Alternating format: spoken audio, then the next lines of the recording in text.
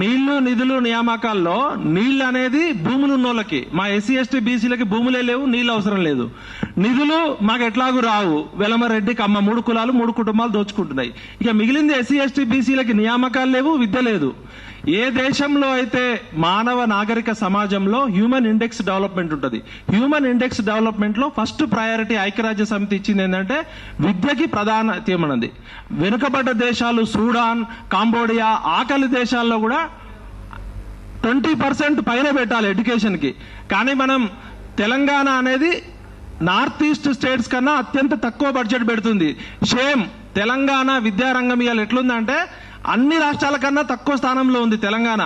ఇవాళ 9వ తరగతి చదువుతున్న పిల్లలకు కూడా 3వ తరగతి పిల్లలు చేసే కూడికలు, తీసివేతలు, బాగారాలు రావట్లే. 10వ తరగతి చదువుతున్న పిల్లలకు కూడా ఇంగ్లీష్ లో గానీ తెలుగులో గానీ లీవ్ లెటర్ రాసే పరిస్థితి కూడా లేదు. కొన్ని గణాంకాలు చెప్పాలి. ప్రభుత్వాన్ని విమర్శించడానికో కాదు, ఒక జర్నలిజం స్కాలర్ గా, ఒక టీచర్ గా నేను చెప్తున్నా. దీని ప్రభావం సొసైటీ మీద ఎట్లుంటదంటే, ఇప్పుడే నాకు ఒక స్కాలర్ పంపించాడు. విద్య అనేది భారత రాజ్యాంగం కల్పించిన అందరి హక్కు, విద్య పొందడం. యూపీఏ ప్రభుత్వం విద్య హక్కు చేసింది. రైట్ టు ఎడ్యుకేషన్ అనేది భూమి మీద పుట్టిన, భారతదేశంలో పుట్టిన పౌరులందరికీ విద్యను అందించడం ప్రభుత్వాల యొక్క బాధ్యత. కానీ ఈ కేవలం పెండింగ్ బిల్లుల సమస్య అనేది విద్యార్థులనే కాకుండా మొత్తం సమాజం మొత్తం మీద ఏ విధంగా ప్రభావితం చేస్తుంది అనేది ఒక సోషల్ సైంటిస్ట్ నాకు పంపించింది. ఇప్పుడు విద్య హక్కు నుంచి అవకాశ హక్కుకు మారుతుంది. పేద మధ్యతరగతి విద్యార్థులకు ఉన్నత విద్య అనేది రాజ్యాంగం కల్పించిన హక్కు, అందుబాటులో ఉన్న హక్కు నుంచి ఆర్థికంగా చాలా కష్టమైన అవకాశంగా మారుతుంది ప్రభుత్వ విధానాల వల్ల. ఫీ రియంబర్స్మెంట్ ఆలస్యం చేయడం వల్ల చదువు మధ్యలో బ్రేకు, డ్రాప్ అవుట్ రిస్క్ పెరుగుతుంది. ఇది సామాజిక న్యాయంపై తీవ్ర ప్రభావం చూపుతుంది. ఎస్సీ ఎస్టీ బీసీ మైనారిటీ వర్గాలు సామాజిక ఎదుగుదలకు చాలా కీలకమైన పథకం. ఈ ఆలస్యం చేయడం వల్ల సామాజిక అసమానతలు మరింత పెంచే ప్రమాదం ఉంది. దీనివల్ల జంజీ లాంటి ఉద్యమం వచ్చే ప్రమాదం ఉంది. దేశంలో ఎక్కడన్నా జంజీ ఉద్యమం వస్తుందంటే 50 లక్షల మంది నిరుద్యోగులు అసంతృప్తితో ఉన్నారు, 50 లక్షల మంది విద్యార్థులు డ్రాప్ అవుట్స్ అవుతున్నారు.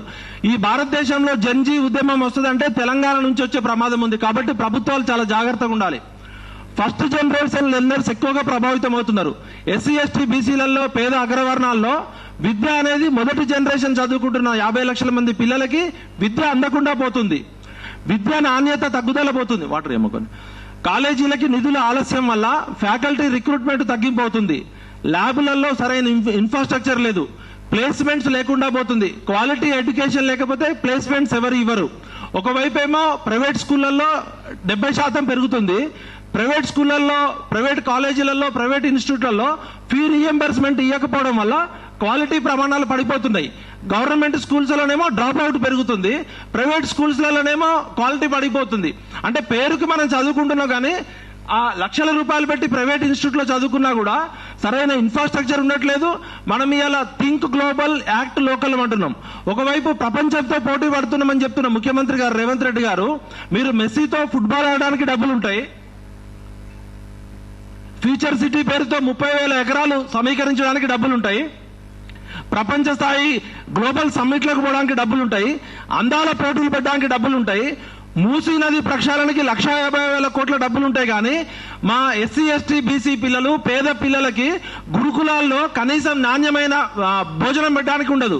కామారెడ్డి డిక్లరేషన్ పేరుతో కాంగ్రెస్ ప్రభుత్వం అధికారంలోకి వచ్చి మా 160 మంది పేద పిల్లల్ని చంపిన, మర్డర్ చేసినోడు రేవంత్ రెడ్డి.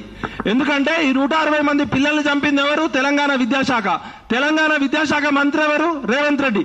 రేవంత్ రెడ్డి మీద మనం 160 మర్డర్ కేసులు పెట్టాలి.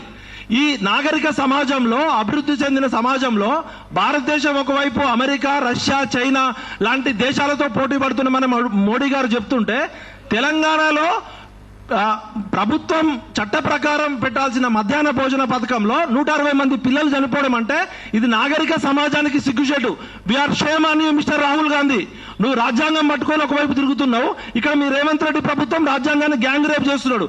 ఈ 160 మంది పిల్లలు చంపేందుకు మనమంతా మర్డర్ కేసు పెట్టాలి రేవంత్ రెడ్డి మీద.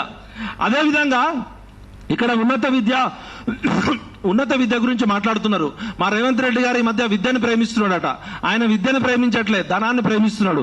ఎందుకంటే విద్యను ప్రేమించేటోడైతే కాకతీయ యూనివర్సిటీ ఉస్మానియా విశ్వవిద్యాలయంలో 1270 పోస్టులు ఉండాల్సింది 900 పోస్టులు ఖాళీగా ఉన్నాయి. దాదాపు 846 పోస్టులు ఖాళీగా ఉంటే నువ్వు 1000 కోట్లు ప్రకటించింది బిల్డింగ్ల కోసం. బిల్డింగులు ఉంటే ఏం చేసుకోవాలి? పాఠాలు చెప్పే ప్రొఫెసర్ లేకపోతే ఏం చేయాలి? అదేవిధంగా కాకతీయ యూనివర్సిటీలో 500 పోస్టులు 403 పోస్టులు ఉంటే 200 ఖాళీగా ఉన్నాయి. తెలంగాణ యూనివర్సిటీలో 150 ఖాళీలు ఉన్నాయి. శాతవాహన యూనివర్సిటీలో ఉన్న 120 ప్రొఫెసర్లలో 100 ఖాళీలు ఉన్నాయి. ఇట్లా 80% ప్రొఫెసర్లు లేకపోతే యూనివర్సిటీలు ఏమైతాయి? ఇలా మీరు రాహుల్ గాంధీ గారు, సోనియా గాంధీ గారు, ప్రియాంక గాంధీ గారు అద్భుతంగా ప్రజాప్రభుత్వము, ఇందిరమ్మ రాజ్యము, ఇంటింటా సౌభాగ్యం అని చెప్పి అభయవస్థ అనే మేనిఫెస్టో పెట్టారు. మీ మొత్తం 50 లక్షల మంది విద్యార్థులు మేనిఫెస్టోని చెప్పులతో కొడతాం అంటే అర్థమైంది మీ ప్రభుత్వాన్ని మిమ్మల్ని చెప్పులతో కొట్టినట్టే. సిగ్గులేదు మీకు ఇంకా. ఇప్పుడు గతంలో ఉన్న కేసీఆర్ ప్రభుత్వము 2021-22లో 4000 కోట్ల రూపాయలు బడులు మౌలిక సతుల కోసం కేటాయిస్తామని చెప్పారు. మన ఊరు మనబడి, మన బస్తీ మనబడి అని చెప్పి అన్న మీ ప్రభుత్వం శ్రీనివాస్ అన్న మీ ప్రభుత్వం 9000 కోట్ల రూపాయలు ప్రకటించి మళ్ళీ నిధులు వెనక్కి తీసుకోమని సర్కులర్ ఇచ్చింది. అందుకనే మీరు ఇంటికి పోయారు. ఇప్పుడు రేవంత్ రెడ్డి కూడా అదే చేస్తున్నాడు. కాబట్టి మీరు ఇద్దరు మా బీసీ ఒక నిమిషం డేటా చెప్తున్నా ఉన్నది చెప్పడానికంటే ఏందన్నా నువ్వేం మాట్లాడుతున్నావు? సబ్జెక్ట్ చెప్తున్నా 2021-22లో మన ఊరు మనబడి, మన బస్తీ మనబడి కింద 9000 కోట్ల రూపాయలు కేసీఆర్ ప్రభుత్వం ప్రకటించి మళ్ళీ నిధులు వెనక్కి తీసుకోవాలని సర్కులర్ ఇచ్చింది. అన్న నీకు మావోడు కానీ నేనుంటే మీకు కోపపడతావు. మేము మీ దొరని అడుగు, మీ దొరని గల్లా పట్టుకుని అడుగు. మరి నన్ను అడుగుతాం ఎందుకు? బరాబర్ అడుగుతామన్నా మిమ్మల్ని. మీరు శ్రీనివాస్ గౌడ్ అన్న మా సర్దార్ సర్వాయి బాబురాడు కాబట్టి అడుగుతాం. ఎవరిని అడుగుతాం? మెలమదొరని అడుగుతామా? నువ్వు మా అన్న కాబట్టి నిన్ను అడుగుతాం, రమణని అడుగుతాం. మిమ్మల్ని అడగకపోతే ఎవరిని అడుగుతాం అన్న? మీరు మా అన్నలు. అరే నా అంశం ఏమంటున్నా అంటే గతంలో ఉన్న కేసీఆర్ తప్పు చేసిండనే రేవంత్ రెడ్డి ప్రభుత్వాన్ని తెచ్చినాం. రేవంత్ రెడ్డి ఏమో అన్న అంటే రేవంత్ అన్న ఆయన అడ్రస్ లేకుండాడు. ఆయన విద్యాశాఖ మంత్రి పీకర్ అనుకున్నాడా? ఆయన ఏమన్నా విద్యాశాఖ మంత్రి? ఆయన చదువుకున్నాడా? స్కాలరా? ఇప్పుడు కాంగ్రెస్ ప్రభుత్వము 17 మంది మంత్రులు కూడా నియమించుకోలేకపోయింది. వాళ్ళు ప్రభుత్వం ప్రజాప్రభుత్వం చేస్తా అని చెప్పి 30 ఎంతమంది ఉండాలన్నా మామూలుగా ఉమ్మడి ఆంధ్రప్రదేశ్ ఉన్నప్పుడు 35 మంది మంత్రులు ఉండాలి. మన తెలంగాణలో 17 మందే ఉండాలి. 17 మంత్రుల్లో విద్యాశాఖ మంత్రి చదువుకున్న శ్రీధర్ బాబుకో లేకపోతే నాగార్జున కొరకు నియొచ్చు కదా. రేవంత్ రెడ్డి గారు మీకేమైనా సదుద్దేశం ఉంటే విద్యాశాఖ మంత్రిగా మీరు ఇమీడియట్ గా వేరేటోళ్ళకి ఇవ్వండి. కాంగ్రెస్ ప్రభుత్వాన్ని రాహుల్ గాంధీని అడుగుతున్నా, మీరు కనీసం విద్యాశాఖ మంత్రి పెట్టలేని మీరు Rahul Gandhi, Sonia Gandhi, Priyanka Gandhi we are shame on you. ఎందుకు విద్యాశాఖ మంత్రి ఉండడు? అన్ని శాఖలు ఆయన కిందే ఉంటాడు. హోంశాఖ ఆయనే, మున్సిపల్ శాఖ ఆయనే, అర్బన్ డెవలప్మెంట్ ఆయనే. మరి ఇది ప్రజాప్రభుత్వమా, ప్రజాస్వామ్యమా, రాజ్యాంగబద్ధంగా నడుస్తుందా? అన్న నాకు ఏ పార్టీ మీద కోపం లేదు. నేను ఒక తెలంగాణ ఉద్యమకారుడుగా 12 సంవత్సరాలు మన తెలంగాణ వచ్చినాక విద్యారంగము దేశంలోనే అత్యంత చిట్ట చివరి స్థానంలో ఉంది. 50 లక్షల మంది నిరుద్యోగులు ఉన్నారు. పిల్లలు చచ్చిపోతున్నారంటే మన పాలకులే కదా కారణము. గవర్నెన్స్ లో నేను ఒక పబ్లిక్ పాలసీ స్కాలర్ గా చెప్తున్నా, politics minus governance. Bandaru Dattatreya గారు లాంటి పెద్ద మనుషులు, politics minus governance is equal to mafia అవుతుంది. రాజనీతిలో పాలన లేకపోతే, రాజకీయంలో పరిపాలన లేకపోతే అది మాఫియాకి దారితీస్తుంది. కాబట్టి మనమంతా ఎస్సీ ఎస్టీ బీసీల కోసం, పేద బడుగు వర్గాల కోసం, గరీబాల కోసం కొట్లాడుతున్నాం. కాబట్టి మన ఈగో ప్రాబ్లమ్స్ పక్కకు పెట్టి ఎడ్యుకేషన్ లో 20% పెట్టాల్సిందే. నార్త్ ఈస్ట్ స్టేట్స్ లో 5 to 6% పెడుతున్నారు. తెలంగాణ అత్యంత ధనిక రాష్ట్రము, విద్యారంగంలో అత్యంత చివరిలో ఉంది. షేమాన్ ఆల్ పార్టీలు, ఆ పార్టీ ఈ పార్టీ అని కాదు, మనం గట్టిగా అడిగితేనే కదా.